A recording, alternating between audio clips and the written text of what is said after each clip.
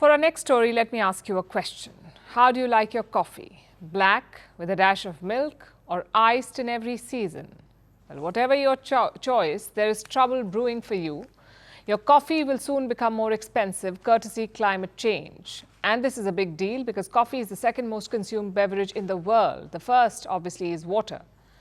2.25 billion cups of coffee are consumed every day. 2.25 billion every day. Clearly, it's all the global rage. But what about India? Traditionally, we've not been coffee enthusiasts. We are more of a tea drinking nation. Coffee was seen as a niche in most parts of the country, a luxury that many people cannot afford. But of late, there's been a shift. Indians are consuming coffee worth $51 billion every year. I mean, look around you. You will see more and more coffee chains, more coffee options and niche brands, which begs the questions. What brought about this change? How big is India's coffee industry now? Who is leading this market and how much potential does it have? A quick primer first. Coffee came to India in the late 17th century and the credit goes to this man, Baba Budan. He went on a pilgrimage to Mecca. While returning, he smuggled some coffee beans. Apparently, they were hidden in his beard. Don't ask me how. He got them to India and planted them in the hills of Chikmagalur. That's in the Indian state of Karnataka. The fate of those beans is not documented, but look at where we are. India is the 6th largest producer of coffee. Plantations are concentrated here in all these states, and Karnataka leads the game, accounting for 70% of India's coffee production. In 2023, India's coffee exports were over $1 billion, so we are a major exporter.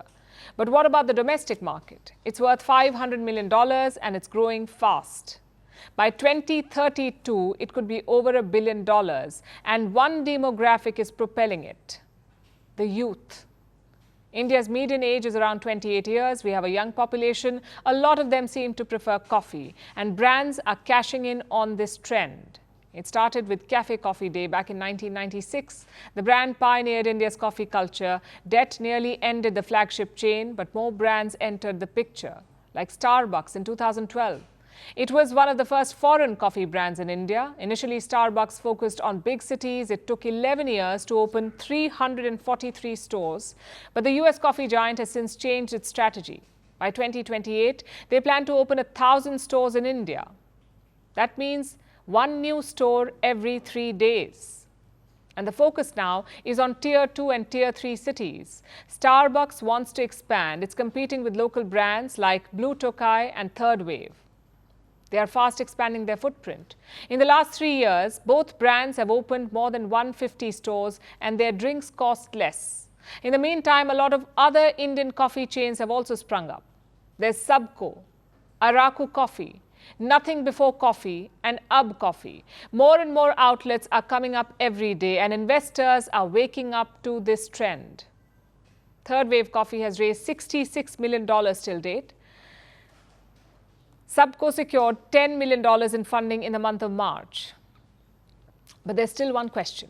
Are coffee shops still a luxury for the Indian consumer? An average cup of coffee costs between $3 to $4 in India.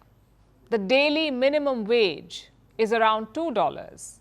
So at that price point, it's unaffordable for most consumers. But coffee chains want to tap into India's middle class and upper middle class. Estimates say that's around 432 million people. The middle class and upper middle class, even if 5% of them, of the more than 400 million people, even if 5% of them buy coffee, it will still amount to huge sales. And that's the market that these brands want to target. Right now, India's coffee penetration is just 3.6%. By 2029, it could go up to 6%. That makes it a market with a lot of potential. And as of today, it's brewing with excitement.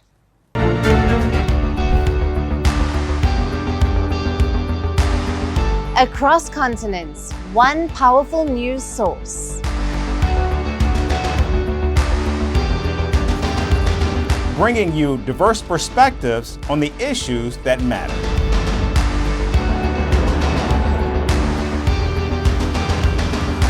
We go beyond the boundaries to give you that little extra about every sporting moment.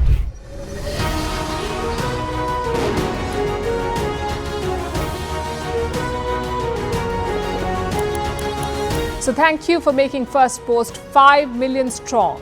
We're counting on your support, and you can trust us to bring you the news unfiltered and unvarnished.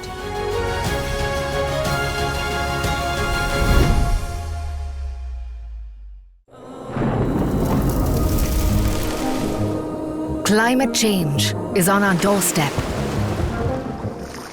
It's time for a revolution to take root. And it starts with 1.4 billion Indians. It starts with one tree for humanity, one tree for Mother Earth, one tree for our future. Project One Tree, a News 18 network initiative.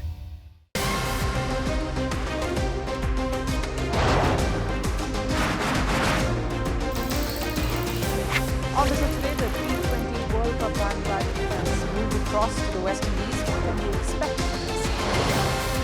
Hello, I'm Alison Green, coming to you from Durban, South Africa. Today we have a special show. Start with a report on India's shifting nuclear posture. The first time since India officially became a nuclear power. Hello and welcome to Firstpost America. I'm Aaron Ham, coming to you live from the nation's capital,